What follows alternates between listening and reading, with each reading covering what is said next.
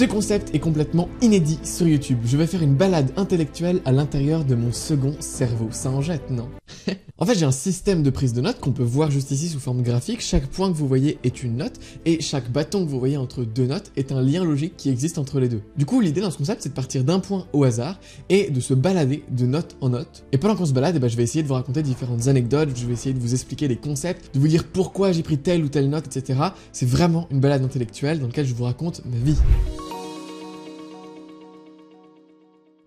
C'est parti, on ouvre une première note. Ok, notre première note, elle concerne le biais de confirmation. En gros, ça veut dire qu'on va avoir tendance à favoriser les informations qui confirment les croyances qu'on a déjà. Par exemple, on va avoir tendance à plus facilement être d'accord avec un article qui dit si on aime bien le vaccin, que le vaccin est bon, qu'un article qui dit que le vaccin est mauvais. C'est parfaitement représenté par ce petit schéma qui était dans ma note. Et en fait, ce petit schéma, il montre très bien que notre perception est largement influencée par nos croyances. On va en ignorer une bonne partie parce qu'ils sont pas conformes à nos croyances et on va simplement avoir une petite vision de la réalité qui va être notre perception établie par nos croyances. Voilà, et là par exemple, j'ai une autre photo dans ma note.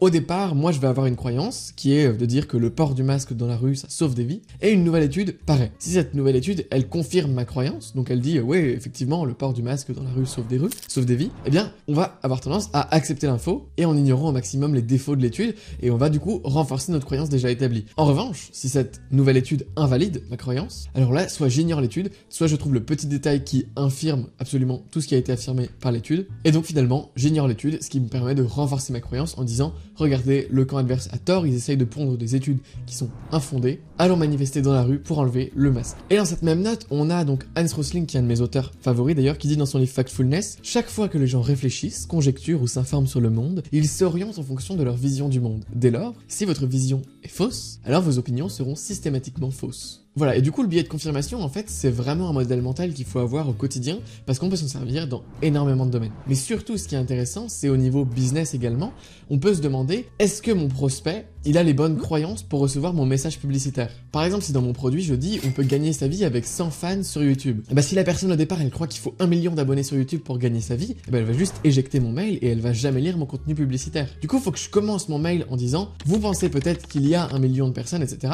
Et ensuite, je déconstruis tout ce mythe pour, au final, lui mettre la nouvelle croyance qui va lui permettre de mieux accepter mes contenus ensuite. Mais l'idée, c'est vraiment de voir les croyances qui sont propres à votre prospect, les croyances finales qui doit avoir intégré pour pouvoir acheter votre produit, et ensuite, vous allez faire en sorte de créer le bon tunnel publicitaire pour qu'il passe de eh bien, je suis pas d'accord avec ce que tu veux me dire, et je suis complètement d'accord, et je vais acheter ton produit. Écoutez, je crois que j'ai fait le tour de cette note, on va pouvoir passer à une note suivante. Je pensais pas prendre le temps de temps sur chaque note, je vais essayer d'être un petit peu plus concis. Bon, du coup, cliquons un peu sur tous les liens de la note pour voir. Donc on a l'arrogance épistémique, et là c'est quand quelqu'un ne se rend pas compte qu'il y a plus de choses qu'il ignore que de choses qu'il sait. C'est de l'arrogance, c'est un peu un manque d'humilité, et on connaît aussi l'effet Dunning-Kruger qui veut dire plus ou moins la même chose.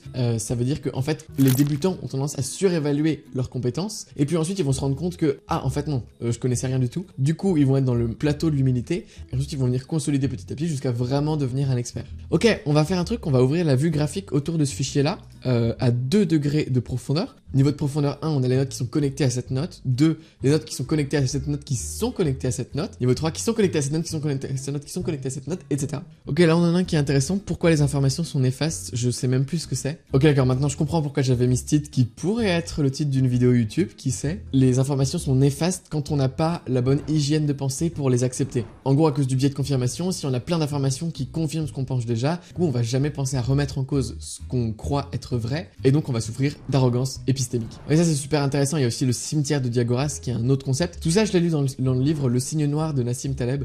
Excellent livre si vous ne l'avez pas encore lu. Ok, je vais continuer un petit peu à explorer mon graphique. Intéressant. Ah, dans quel métier et activité se produisent les signes noirs? Ça a l'air intéressant. Donc ça c'est encore Nassim Taleb dans son livre Le Signe Noir. Après je vous jure on change de livre. Mais du coup c'est Nassim Taleb qui décrit qu'il existe 2 types de métiers qui se trouvent dans 2 mondes distincts et différents. Le médiocristan et l'extrémistan. Le médiocristan, c'est un monde où quasiment tout est prévisible. C'est un métier qui est dit non scalable. Autrement dit, on va donner 1 heure de temps contre peut-être 100 € d'argent. Et les travailleurs du médiocristan vendent leur travail et non pas leurs idées. A l'inverse, l'extrémistan, c'est un monde complètement scalable où il n'y a pas réellement de rapport de cause à effet. En effet, moi par exemple, je suis dans ce monde-là de l'extrémistan. C'est pas parce que je fournis 1 heure de travail en plus sur une vidéo qu'elle va me rapporter par exemple 100 € en plus. Non, je peux très bien faire une vidéo qui a 1 million de vues comme une autre qui a 10 vues. Je peux écrire un livre et ce livre il m'aura pris le même temps à écrire qu'il fasse 100 ventes ou 1 million de ventes. C'est un monde où toutes les activités sont scalables et où l'argent qu'on peut gagner est décorrélé du temps qu'on passe à faire une activité. Bon, du coup on va repartir du graphe général et on va prendre un point au pif pour un peu changer de thématique. Ok, alors là je suis rentré dans une note d'un livre de l'auteur Ken Wilber, dans le livre Une brève histoire de tout, et donc cette note, elle s'intitule Les inégalités de niveau de conscience. Plus concrètement, en fait, on passe d'un stade donc égocentrique, c'est-à-dire que là, on va être uniquement centré sur ses besoins primaires à soi. Ensuite, on va passer à un stade ethnocentrique, dans lequel on s'identifie vis-à-vis d'un groupe social, vis-à-vis de normes, de valeurs, de croyances, du pays et de la communauté dans laquelle on est. C'est un peu le stade qu'on a quand on est adolescent, et la plupart des gens restent d'ailleurs bloqués à ce stade-là toute leur vie. Ensuite, on a le stade mondocentrique, où on commence à ne plus s'identifier par notre propre culture, mais qu'on commence à voyager ou à lire d'autres choses qui vont nous permettre de remettre en question les valeurs ethnocentriques qu'on avait déjà pour passer à un stade plus intégral, c'est-à-dire qu'on va se différencier de nos valeurs ethnocentriques pour ensuite les transcender, avoir de nouvelles valeurs et intégrer les premières valeurs. Et ensuite, on va pouvoir passer à une perspective cosmocentrique où là, c'est plus seulement les différentes cultures humaines, etc., mais c'est plutôt le cosmos au sens spirituel, disons une sorte d'âme du monde qui se répand à travers tous les êtres vivants. Et donc on va adopter cette perspective-là, une perspective où on va estimer autant tous les membres de notre écosystème. Bref, du coup, pour revenir aux inégalités de niveau de conscience, en fait, l'auteur, il dit que tout le monde pense que la plus grande inégalité dans nos sociétés occidentales, c'est entre les riches et les pauvres, les différences de richesse. Mais il dit oui d'accord, mais ça c'est la résultante d'une inégalité, d'un fossé qui est de plus en plus grand, c'est les inégalités de niveau de développement de conscience. C'est-à-dire que alors que des gens ont accès à des stades de conscience supérieurs, ethnocentriques, mondocentriques, cosmocentriques, qu'ils développent leur conscience, et bien d'autres restent au stade ethnocentrique. Du coup la société, elle doit elle-même évoluer pour permettre à plus de gens de s'intégrer alors qu'ils ont des niveaux de développement différents. Parce que du coup, si en tant que société, on évolue vers un niveau de développement plus élevé, eh bien, les gens qui restent à leur niveau de développement inférieur, eh bien, ils vont être marginalisés et complètement dissociés du groupe social. Ce qui du coup va créer des inégalités évidemment salariales encore plus grandes. Ok, je change complètement de livre parce que le précédent était un petit peu trop dur à expliquer. C'est donc le livre Flow, et en particulier la note un individu autotélique. Moi je m'identifie beaucoup à ce concept-là, du coup je vais vous l'expliquer en quelques mots et peut-être que vous vous reconnaîtrez également dans cette définition. Une personne autotélique, c'est une personne qui est capable de se définir ses propres buts et donc de travailler dans un but qui lui est propre, autrement dit de structurer une sorte d'ordre dans un monde chaotique. C'est une personne qui va pas avoir forcément besoin de patron ou qu'on lui donne des ordres pour qu'elle sache quoi faire. C'est une personne qui va naturellement vouloir structurer son temps, faire le maximum de ce dernier pour peut-être se donner des buts qui vont lui permettre d'accomplir de grandes choses. Donc en fait c'est une personne qui n'est jamais ennuyée et qui arrive à toujours mettre de l'ordre dans du chaos.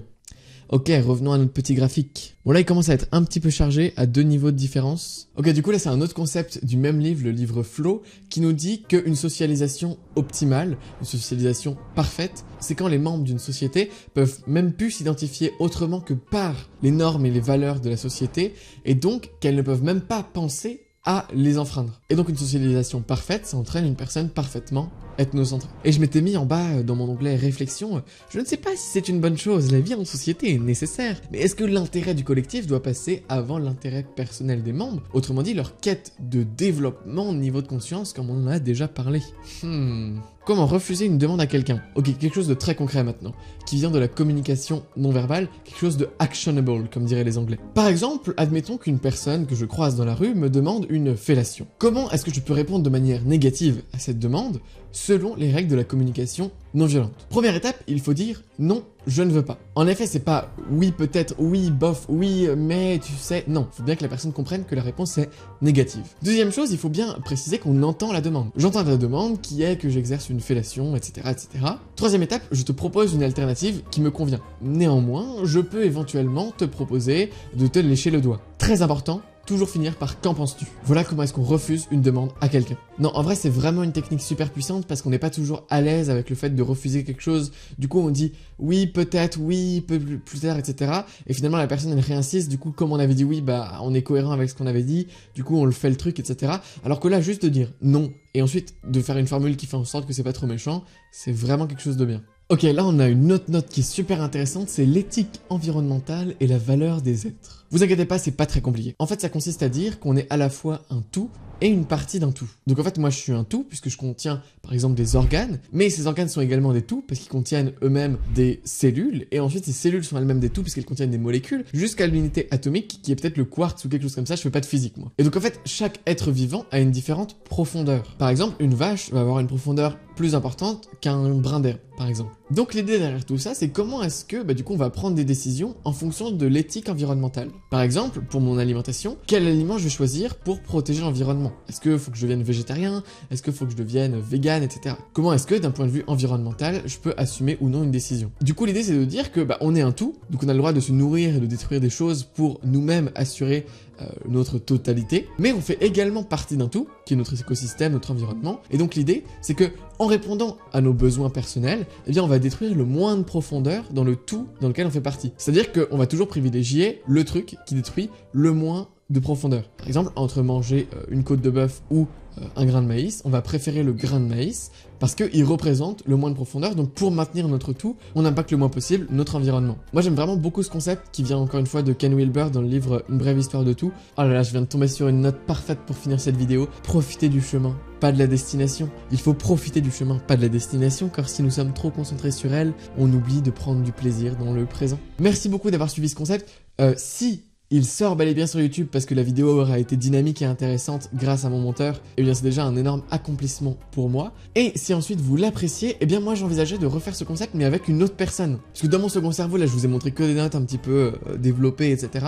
Mais j'ai aussi beaucoup de notes et de réflexions personnelles. Du coup ce qui serait drôle, ce serait que je remette mon ordinateur à quelqu'un, qu'il aille sur différentes notes, qu'il me dise le titre et que moi je dise ce que j'en pense. Je pense que ça pourrait être assez drôle niveau format, un peu réaction comme ça. Bref, dites-moi ce que vous en avez pensé, dites-moi si vous voulez que je refasse, seul ou à deux. Je pourrais également en faire en live et c'est vous qui me dites sur quelle note je clique, etc. Ça pourrait être intéressant. Bref, c'est tout pour cette vidéo. Maintenant, si vous voulez voir un petit peu plus comment est-ce que tout ce système fonctionne, etc., j'ai une vidéo juste là qui vous expliquera tout ça. En tout cas, moi je vous souhaite une excellente journée. Salut!